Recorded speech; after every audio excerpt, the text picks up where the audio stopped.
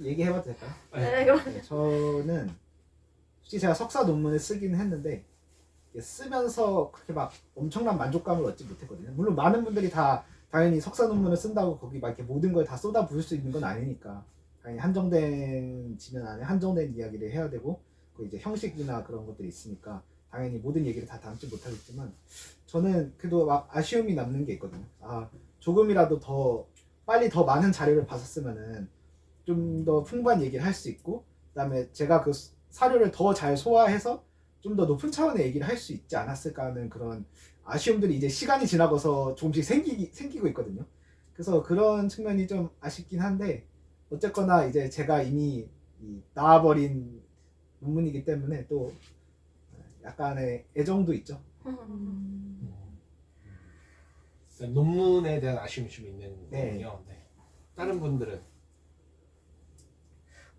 저 같은 경우는 다 그 시간을 모두 다 꽉꽉 채워서 논문 준비에 쓸 수 있었다면 좋았겠지만 저는 뭐 방황이나 그런 모든 순간들이 다 필요했었다고 생각을 하긴 해요. 그래도 두 가지는 생각이 나는데 하나는 언어 공부고요. 언어 공부는 아무래도 꾸준함이 생명인 만큼 그때부터 꾸준했으면 어땠을까 이런 생각을 하고 그다음에 두 번째는 아무래도 이제 박사에 진학을 하면 이제 점점 길이 좁아지잖아요. 세부 전공으로 쭉쭉쭉 들어가다 보니까 넓게 탐독할 수 있는 시간이 점점 없어지기 때문에 공감. 네, 그래서 이제 석사 때에 조금 더 내 분야를 넘어서는 독서를 했으면 어땠을까라는 생각이 드네요.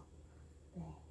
저는 사실은 그 석사 때는 거의 그런 제가 이제 전공하는 게 이제 고대사다 보니까 좀 그런 경향도 있는데 이제 답사를 종종 저희는 자주 가거든요. 특정 이제 지역이나 주제로 이제 답사를 가는데 제가 석사 때는 거의 따라간 적이 없었던 것 같아요.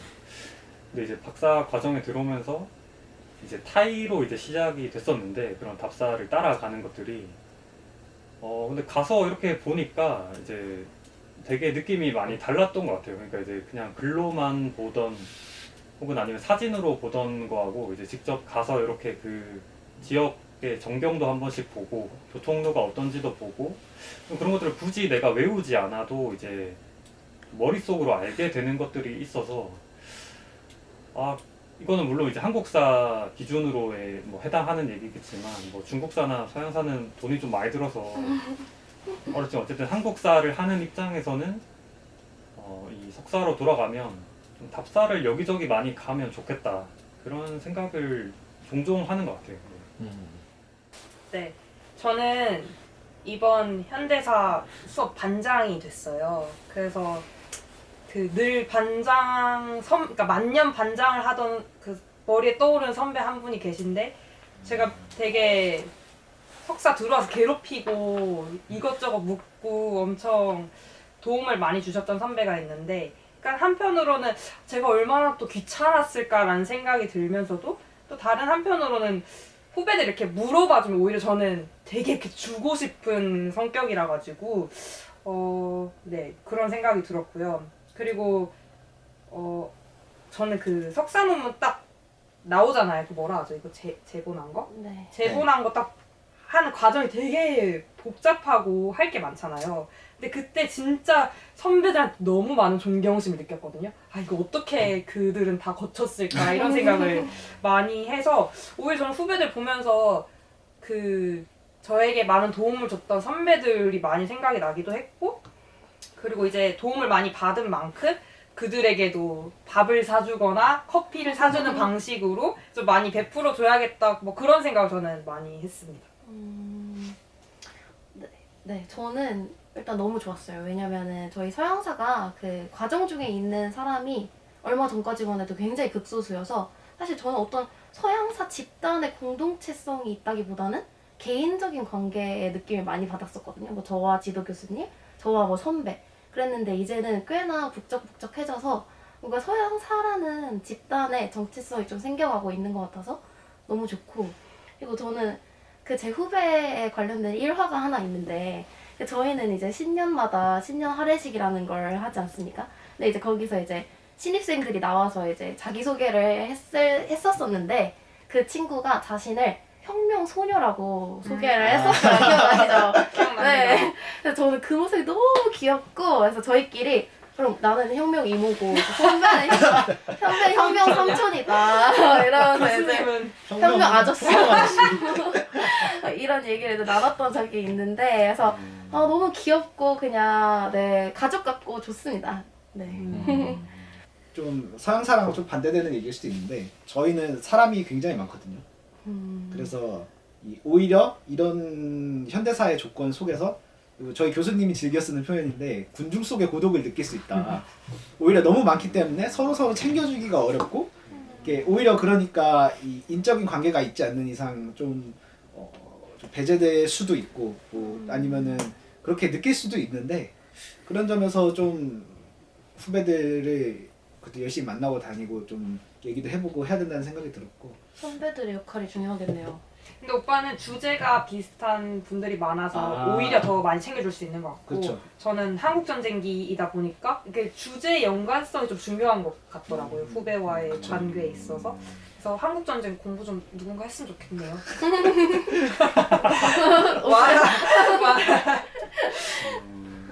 그리고 뭔가 후배들에게 하고 싶은 얘기 같은 게 하나 있는데 석사 논문 쓸 때 저도 조금 그런 게 약간 느껴진 적이 있었거든요. 그러니까 제가 6학기 만에 썼는데 사실 저희 현대사는 논문을 굉장히 빨리 쓰는 그 선배들이 많아요. 그래서 5학기나 심지어는 4학기 만에 쓴 선배도 있는데 그래서 6학기까지 갔을 때 조금 조바심을 느끼기도 했거든요. 근데 이제 후배들이 아직 뭐 주제를 선택하지 못한 사람도 있고 지금 재학 중에 있는 학생 중에서 또는 아니면 그런 논문 쓰는 거에 대해서 좀 걱정하고 있는 사람들도 있을 텐데 그런 거에 대해서 너무 부담 가지지 않고 좀 처음에는 넓게 공부하면서 준비를 하면은 네, 괜찮지 않을까. 네, 그래도 후회 없이 다닐 수 있지 않을까. 그런 얘기를 좀 하고 싶었습니다. 방금 얘기랑 되게 비슷한 것 같은데 가끔씩 이제 후배들 저도 이제 뭐 많진 않지만 그래도 이제 꽤 이제 몇 명이 떠오르는 친구들하고 이제 얘기를 하다 보면 좀 가끔씩 좀 깜짝깜짝 놀랄 때가 있어요. 약간 기시감이 느껴진다고 해야 되나? 이게 뭔가 내가 예전에 약간 되게 비슷한 고민과 뭔가 저런 마음이 있었던 것 같다. 사실은 그게 막 그 당시에는 되게 엄청 진지하게 나름대로 이제 고민을 많이 하고 뭔가 이제 조급하기도 하고 막 여러 가지 그런 생각을 했던 것 같은데 그런 거를 이제 가끔씩 되게 비슷하게 얘기하는 것 같아요. 대부분 이제 아마 뭐 어느 분과든 다 이제 비슷한 고민이 있을 거라고 생각이 드는데 그래서 참 그럴 때마다 뭐라고 이게 해야 될지 약간 뭐 그냥 버텨라 뭐 다 그렇다 뭐 이렇게 하기도 참 애매하고 가끔씩 그냥 깜짝깜짝 놀랄 때가 있습니다. 그럴 때 보면서. 네. 이건 저는 BK 사업을 하고 있지 않으면 사실 진학을 하지 않았을 정도로 이제 크다고 생각을 하고요. 성대 사학과에. 네, 왜냐하면 어쨌든 장학금을 받을 수 있는 기회가 있는 거니까요. 그래서 아무래도 굉장히 오랜 사회 진출하는 시기가 매우 늦는 직업군이다 보니 그 전까지의 생활비의 문제 등등을 이제 해결할 수 있는 굉장히 보장이 많이 되어 있는 수단이라고 생각하고 그래서 저도 제가 이제 진학을 결정할 때 굉장히 큰 요소였던 것 같아요. 네, 그렇습니다. 네, 저도 얘기를 하자면은 저도 이제 비슷한 얘기를 하고 싶었는데 저도 이제 진학하는 데 있어서 물론 이제 제가 취업 관련된 것도 이제 좀 어려움 이런 것도 있었지만 만약에 사실은 BK라든지 그런 지원하는 사업이 없었다면은 어떻게 해서든 취업을 먼저 하려고 했겠죠. 그런 점에서 확실히 이 학문 연구를 지원한다는 거에 있어서 되게 도움이 되었고 그리고 이제 BK 사업 때문에 하는 그런 여러 가지 예를 들어 강연이라든지 뭐 그런 것들이 있잖아요. 근데 그런 것들이 되게 다양한 선생님들 외부에서 다양한 선생님들도 불러오고 이러니까 되게 다양한 주제로 다양한 선생님들 불러서 이렇게 강연을 볼 수 있다는 것 자체가 되게 그 사고의 폭 특히 이제 저희 같은 경우에는 대학원생이니까 어느 한 분야에 집중해서 결국에는 공부를 하게 되는데 다른 분과 분들이 이제 와서 강연하는 것도 들어야 될 때가 있잖아요. 근데 그런 것들이 있어서 이제 가끔은 그 밖에서 어떤 고민을 하는지 또는 심지어 사학과가 아닌 분들도 오셔서 강연하고 그러니까 그런 것들이 되게 좀 사고의 폭을 넓혀주고 좀 관심의 이 넓이를 넓혀주는 데 되게 도움이 되는 것 같습니다.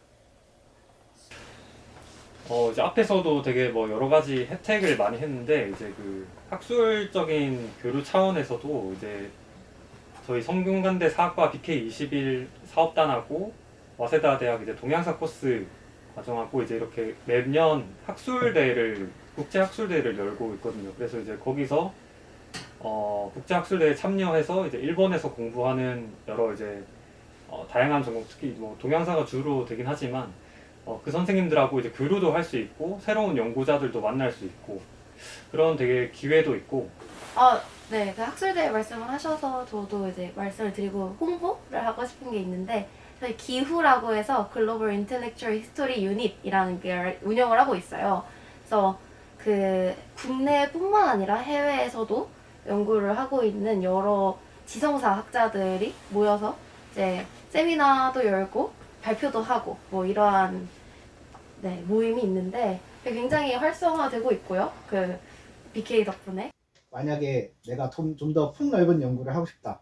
내가 석사 과정에서 했던 것보다 좀 더 많은 거를 다루고 싶다라고 생각했을 때 기회가 된다면은 도전해 보는 것이 좋다고 생각합니다. 그래서 특히 이제 저희 학교는 BK 사업도 하고 있고 여러 좋은 선배들도 있고 좋은 선생님들도 있으니까 긍정적으로 검토해 주시기 바랍니다. 네. 저는 그 이전 영상에서는 그 석사 고민하시는 분들에게 기다리고 있었다. 왜 빨리 안 오셨냐라고 이제 가볍게 얘기했었는데, 지금 그 박사 진학을 고민하는 친구들에게 이제 몇몇 떠오르는데요. 얼굴들이. 그 친구들에게 그렇게 쉽게 얘기할 수는 없을 것 같아요. 근데 다만 한 가지 얘기해 줄 수 있는 거는 만약에 오기로 결정했다면 저는 이제 앞으로 같이 학계에서 공부해 나갈 동료 연구자로서 너무 환영하고 그리고 힘든 순간이 있을 때 언제든지 이제 조언을 구하고 같이 이야기 나눌 수 있으니까 언제든지 이야기를 해라 라고 얘기해주고 싶습니다.